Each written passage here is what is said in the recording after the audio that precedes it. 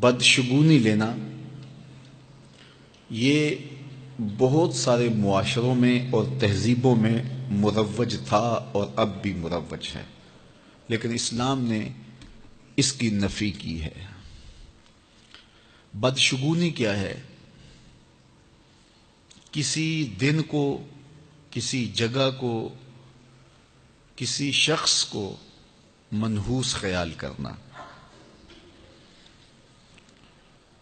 بعض لوگ جانوروں کے بولنے سے بدشگونی لیتے ہیں کہ الو بول پڑا ہے تو یہ کام ہم نے نہیں کرنا، بلی نے راستہ کاٹ دیا ہے تو یہ کام ہم نے نہیں کرنا۔ اسی طرح بعض اشخاص کو منحوس خیال کیا جاتا ہے کہ بعض لوگ منحوس ہیں۔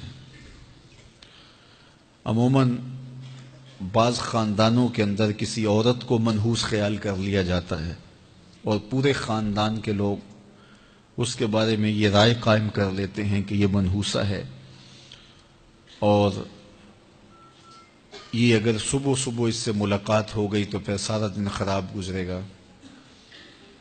تو یہ ایک تصور ہے بدشگونی کا جو ہماری معاشرت کے اندر پایا جاتا ہے۔ جاہلیت کے زمانے میں یہ ساری چیزیں موجود تھیں۔ آقا کریم علیہ السلام تشریف لائے تو آقا کریم علیہ السلام نے ان ساری چیزوں کی نفی کی اور اللہ پر توکل کرنا، اللہ پر بھروسہ کرنا سکھایا۔ علماء کی صحبت میں بیٹھنے والے لوگ کافی حد تک ان چیزوں سے بچے رہتے ہیں۔ عام لوگوں کی زندگیوں کے اندر یہ چیزیں موجود ہوتی ہیں۔ جاہل پیروں، ملنگوں اور یہ بنگیوں چرسیوں کے پاس بیٹھنے والے لوگوں کے اندر تو کوٹ کوٹ کے یہ ہندوانہ چیزیں رچی بسی ہوتی ہیں۔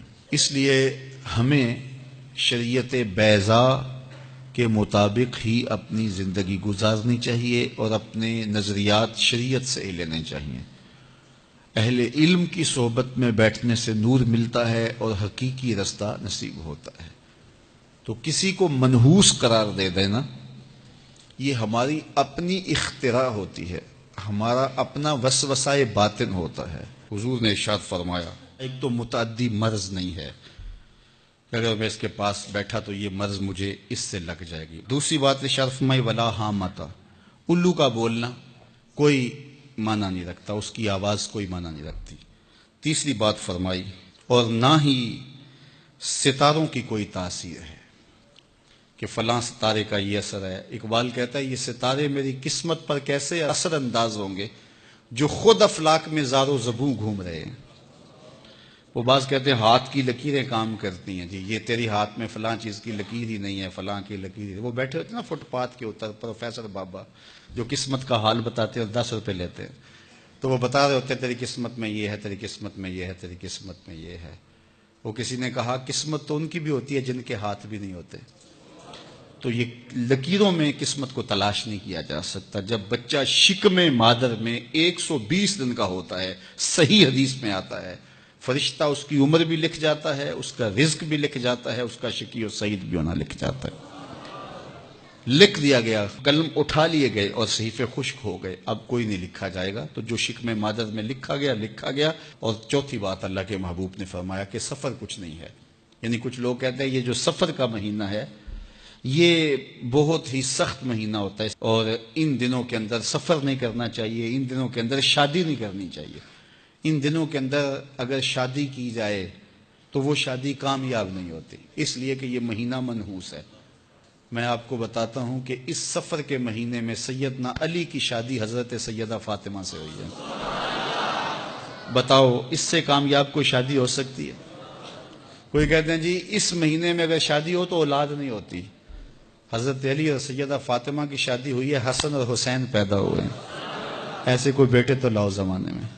حضرت زینب رضی اللہ تعالی عنہا اور حضور کی شادی ماہ صفر المظفر میں ہوئی ہے۔ اس لیے ہمارے علماء اس کو خالی سفر کا مہینہ بولنے کی بجائے سفر الخیر یا سفر المظفر کے نام سے پکارتے ہیں، یعنی کامیابی کا مہینہ، خیر کا مہینہ۔ تو یہ محض لوگوں کی اختراعات ہیں۔ تو جس طرح باقی مہینوں میں شادی کرنے میں کوئی حرج نہیں، تو سفر کے مہینے میں بھی شادی کرنے میں کوئی حرج نہیں، آقا کریم نے فرمایا یہ بدشگونی لینا یہ شرک ہے، اللہ کے توکل کے منافی بات ہے۔ اس لیے جاہل لوگوں کا کام ہے کہ لوگوں کو اوہام میں وسوسوں میں مبتلا رکھیں، ضعیف الاعتقادی قائم رہے تاکہ کچھ لوگوں کا کام چلتا رہے، لیکن اللہ کے محبوب جو دین لے کر آئے اس میں اس کو علامت شرک بتایا گیا۔ یہ جو بدشگونی ہے یہ فرمایا تمہارے اندر کا وسوسہ ہے، اور جب کوئی بندہ اندر سے ضعیف الاعتقاد ہوتا ہے تو پھر یہ چیزیں اسے پیش آتی رہتی ہیں، اس کو یہ سمجھتا ہے ہاں اسی وجہ سے ہو رہا ہے۔